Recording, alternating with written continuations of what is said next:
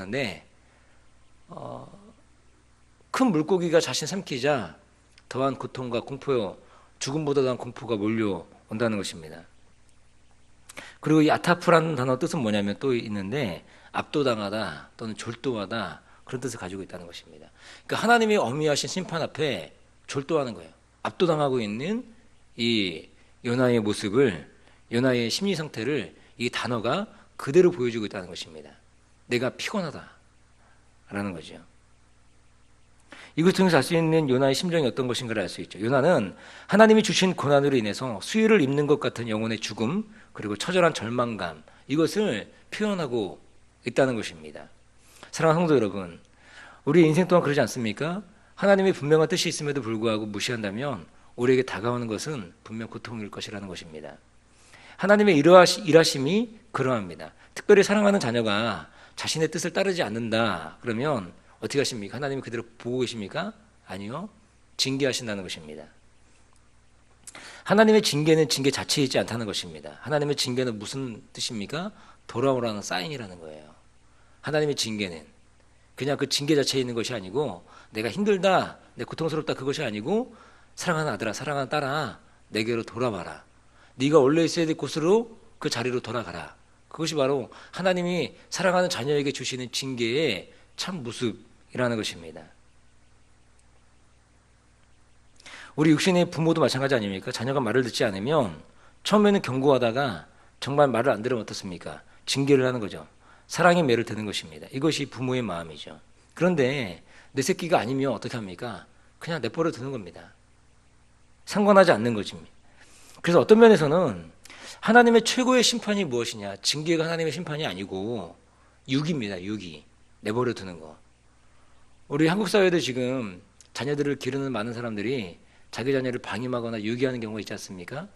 밥도 주지 않고 훈육하지도 않고 그러면서 매를 내려 때리고 그리고 내버려 두는 그런 부모들이 있다는 것입니다. 그게 정말 큰 심판이라는 것입니다. 그래서 로마서 1장에 보면 하나님께서 죄 가운데 있는 자들을 어떻게 하시느냐? 죄에 그냥 내어버려 두는 거예요. 그래서 로마서 1장 24절, 26절, 28절에 보면 거기에 그냥 뭐라고 되어 있습니까? 내어버려 두사. 그 상실한 마음에, 그 죄 가운데 있는 마음에 내어버려 두사, 내어버려 두사, 내어버려 두사. 그 내버려 두는 거예요. 그게 바로 무엇입니까? 하나님이 최고의 심판이라는 것입니다. 그런데 하나님이 정말 사랑하시면 어떻습니까? 정말 자녀라면 어떻습니까? 그 자녀를 징계하는 거죠. 심판하는 거죠. 그렇게 해서 어떻게 하는 거예요? 네가 원래 있어야 될 자리에 돌아가라. 그렇게 말씀한다는 것입니다. 그러므로 우리 인상이 우리 삶 가운데 하나님의 뜻을 저버리고 요나같이 다른 길로 가는 나의 삶 가운데 하나님의 징계의 사안이 있다면 그것은 바로 사랑하는 아들아, 내 딸아, 돌아가라. 네가 있어야 될 곳은 여기가 아니다. 그렇게 말씀하시는 주님의 은혜라는 것입니다. 이번에 제 큰아들 은율이가 있는데 약간 좀 사차원이거든요. 자유로운 영혼입니다. 이번에 제 아들이 그 속눈썹하고 눈썹을 가위로 잘랐더라고요. 참 처음에 몰랐는데 우리 앞에 앉아있는 우리 지영쌤이 담임이거든요. 옆에서 우리 아이의 얼굴을 보더니 속눈썹이 잘려있는 거예요. 저는 몰랐어요 지금까지. 황당하더라고요. 요즘 그 아이 얼굴이 좀 이상히 어색하더라고요. 생긴 게. 그래도 우리 집안에서 가장 그 인물이 제일 좋다고 하는 애가 둘째인데 은율인데 큰아들인데 근데 애가 얼굴이 좀 이상한 거예요.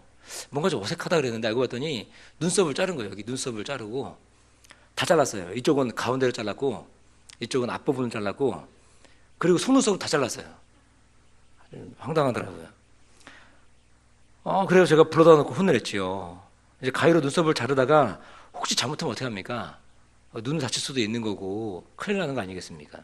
그래서 이제 두고 볼 수 없는 거죠. 왜 그러냐고 했더니 학교에서 심심해서 가위를 가지고 속눈썹과 눈썹을 잘랐다는 것입니다. 참 황당한 일이죠. 그래서 제가 이제 아들을 혼냈죠. 야, 이거 다 하나님 주신 것인데 다 의미가 있고 뜻이 있어. 하나님 눈썹도 주시고 속눈썹도 다 주신 건데 왜 네가 네 마음대로 자르느냐. 절대로 하지 말아라. 그렇게 이제 타이르기도 하고 혼을 냈는데 자녀가 아니면 사실 그냥 지나칠 수 있는 거죠. 웃고 넘어갈 수도 있습니다. 그러나 부모이기 때문에 자녀를 교정하고 훈육하는 것입니다. 그러므로 히브리서 12장 8절은 이렇게 말합니다. 징계는 다 받는 것이거늘 너희에게 없으면 사생자요 참 아들이 아니다. 이렇게 말씀하고 있는 거예요.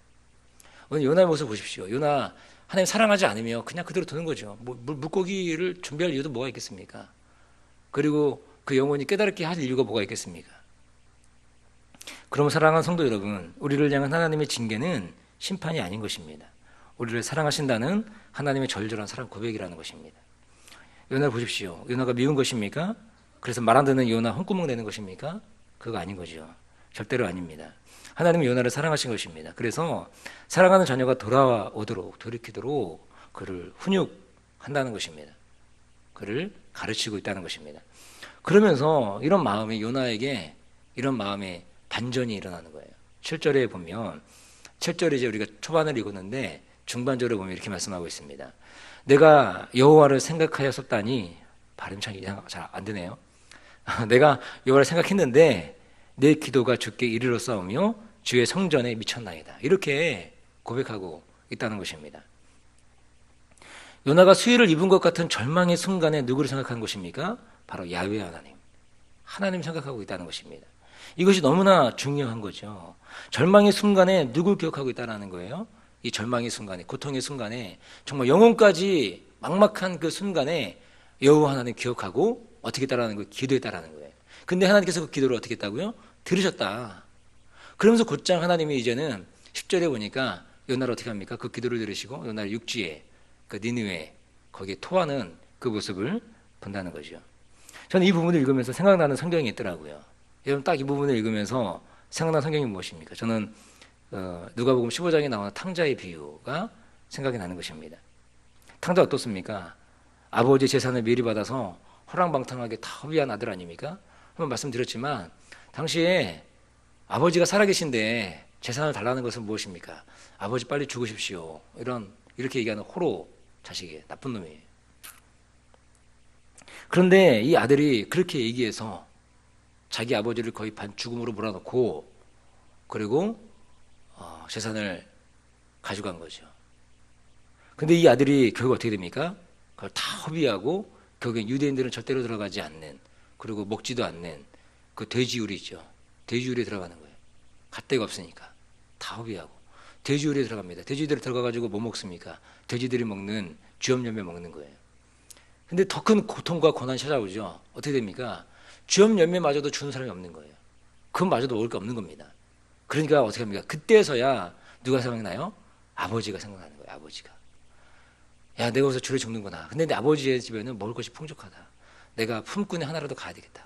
그렇게 마음을 먹고 아버지가 생각나고 아버지에게 간다는 것입니다. 그러자 아버지는 어떻습니까? 이 집 나간 둘째 아들을 지극한 사랑으로 맞아주시는 거예요. 오늘 이 아들이 한 일이라고는 뭡니까? 아버지를 생각한 것이죠. 그리고 아버지께 나아간 것 뿐입니다. 오늘 요나 어떻습니까? 요나 절망과 고통 중에 누구 생각하는 거예요? 하나님 아버지. 하나님 생각하는 거예요. 그래, 하나님 있었지. 내가 잘못했지. 그러면서 하나님께 부르짖고 하나님께 기도하는 이 요나의 모습을 우리가 본다는 것입니다. 그리고 자신의 기도가 하나님께 들려졌다는 확신의 기도를 선포하는 거죠. 그리고 이 기도가 마치자 물고기는 요나를 육지에 토해냅니다. 그리고 요나는 이제 사명의 길을 걸어가는 것이죠. 말씀의 결론입니다. 하나님의 명령을 고의로 떠났던 요나 어떻습니까? 고난을 만나는 거예요. 고난을. 그리고 이 고난으로 인해서 요나가 하는 것이 무엇입니까? 바로 기도를 시작하는 것입니다. 극심한 고통의 순간에 요나는 하나님을 기억하는 것입니다. 사랑하는 성도 여러분, 우리가 그래야 되는 거 아니겠습니까? 그죠? 우리가 이 땅에 살아가는 모든 순간에 특별히 여러분들이 고난의 길을 걷는다고 생각하는 그 순간에 하나님을 기억하는 그런 은혜가 있기를 주님의 이름으로 축복합니다. 절망의 순간, 모든 것이 끝났다고 하는 그 순간, 늦었다, 이제 소용없다, 기도가 무슨 소용이 있을까 라고 하는 그 순간에 사실은 우리 가운데 더 기도가 절실한 순간이라는 것입니다. 우리가 꼭 붙잡아야 될 것이 무엇입니까? 바로 기도라는 것이죠. 그리고 우리의 기도를 들어주신 하나님을 기억하는, 아버지께 나아가는 그런 저 여러분 되시기를 주님의 이름으로 축원드립니다. 기도하겠습니다.